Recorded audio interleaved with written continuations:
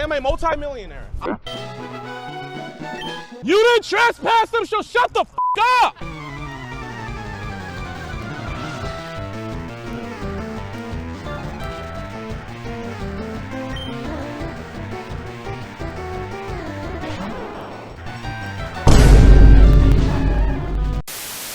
What's going on, y'all? My name is Doku D. Today we're going to be talking about Jidion, who apparently endangered a couple of kids these past couple of days. You see, a few days ago, Jidion and Skeeter Jean held a stream where they moved into a house with Joe. You're like, who's Joe? Well, Joe is Skeeter Jean's uncle, the same uncle who abused his own mom and lost a legal battle for the home, and is now squatting in the house he's not supposed to be in. This whole situation isn't new. Skeeter Jean has made several videos of this nigga, all being about bothering the nigga, which I can get behind bothering an abuser, for sure.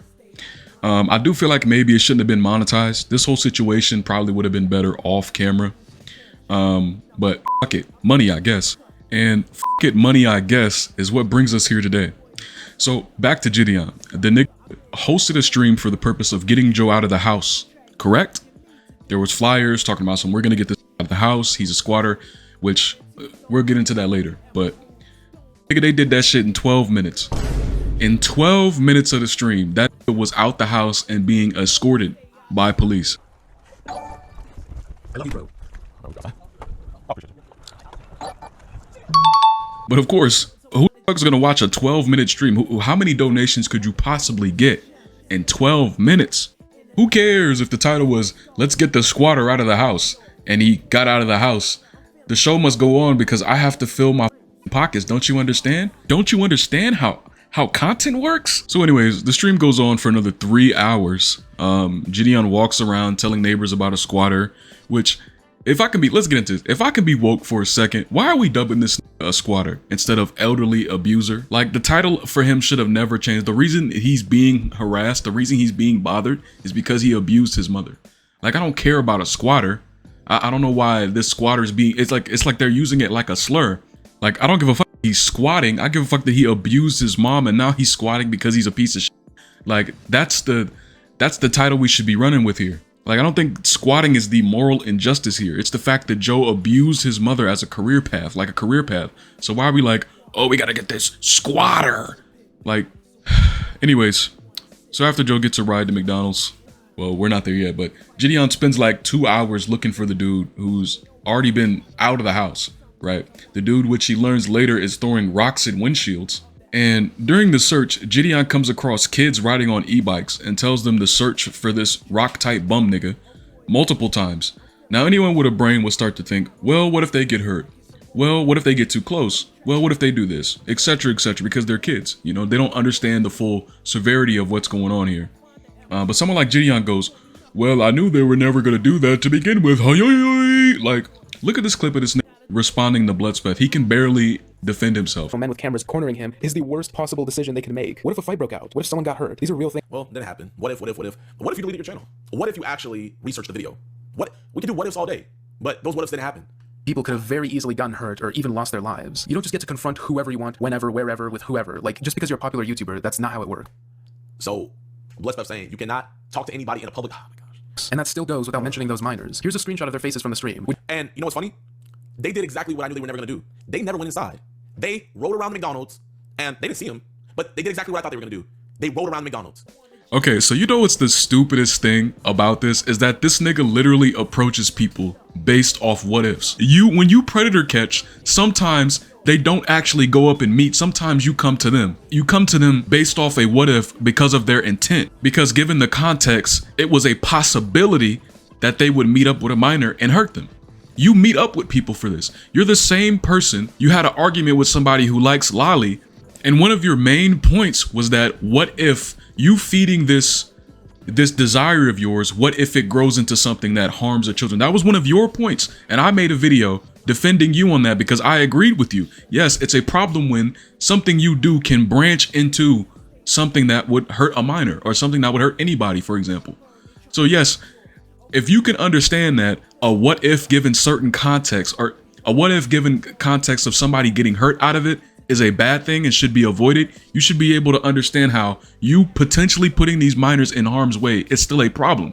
Whether it was just potential or not, they could have been hurt, and that's the problem. And you understand this, but because you'd rather be dishonest. And see, this is why you don't trust somebody when they say, whenever I'm wrong, I show up and I say I'm sorry. It's almost never true. I don't understand how you just let this shit fly over your head. Maybe it's because you're angry because you got arrested and you're still coming down off that shit. But bro, this is the stupidest fucking way you could have defended yourself against this.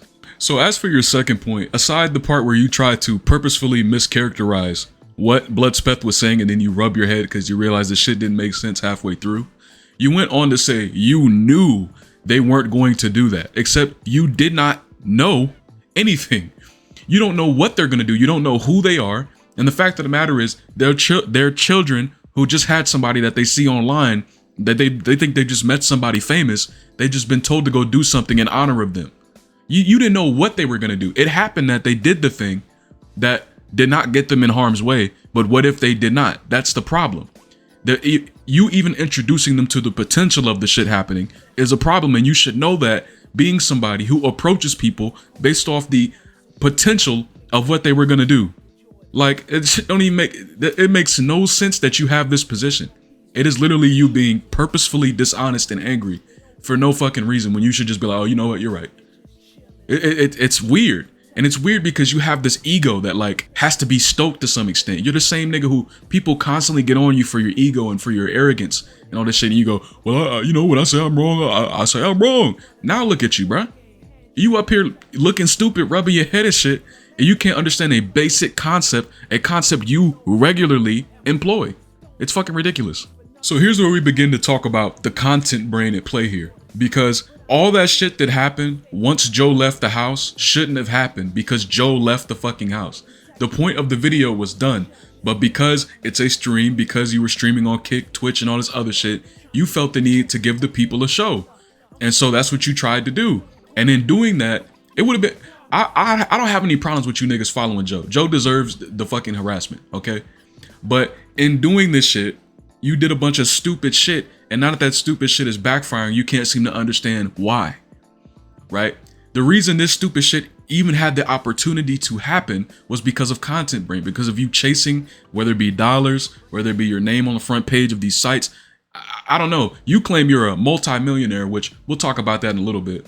But this constant search and like fiendishness to turn something into content. This whole situation shouldn't be content. That's number one. This is like some interpersonal shit. There was a real victim that came out of this, and that was Skeeter Jean's mother, Skeeter Jean's grandmother. They all suffered because of this. This shouldn't be turned into something that makes money. It should just have been something where you niggas do everything y'all can to persecute Joe to the highest extent. But this constant need to turn everything into this monetary gain or statistic gain blinds you from being able to see why the thing that you did was inappropriate. Nigga, you were so content brain. You were about to give a kid your fucking $30,000 backpack, or however much money that fucking streaming kit was. You were about to give that shit to that nigga, let him walk in there and confront the nigga so that the stream could get a show out of it so you can get a clip. But somehow you can still posit yourself to say that this was all justified and that, well, none of it really happened. Like, look at the extent you were going to get this clip. Really look at yourself for that shit, bro. You were doing too much. Hell, even somebody in your crew hesitated. They hesitated over the money that the backpack cost and the fact that you were giving it to a kid who could just walk away with it. But even someone in your crew hesitated for the wrong reasons, but you don't seem to understand why this shit was bad. And that's the dangers of content brain, is you start doing shit because people want to see shit they haven't seen before. People want to see shit that excites them. People want to see conflict. And you understand that. And so you go out of your way to keep making conflict happen. You do more and more risky things until boom, it backfires. And now the dude who protects children just put children at risk. Hey, that's a bar. And notice how I said at risk. If you still don't understand, I don't know if Jidion watches this, if you still don't understand how putting someone at risk is an issue, I'm sure you have to get it by now. Like, imagine, I don't know, a mother's speeding in her car with her child in the back seat and they get to their destination safe. You would still say the mother's irresponsible. You'd still say the mother has some issues, because why even put your child through that to begin with? Why even take the risk? That's a problem. The same way the people you meet up with that don't always send pictures or always ask for pictures, but they show intent. They talk and say stuff that shows intent. That's exactly why they need to be caught and thrown in jail. It's because of that would have could have happened because of this. Like how? Anyways, we're gonna move on to the multi-millionaire thing. So I don't know. I think someone who, as soon as he possibly can, weaponizes the money he has says a lot about their headspace and like how they see themselves.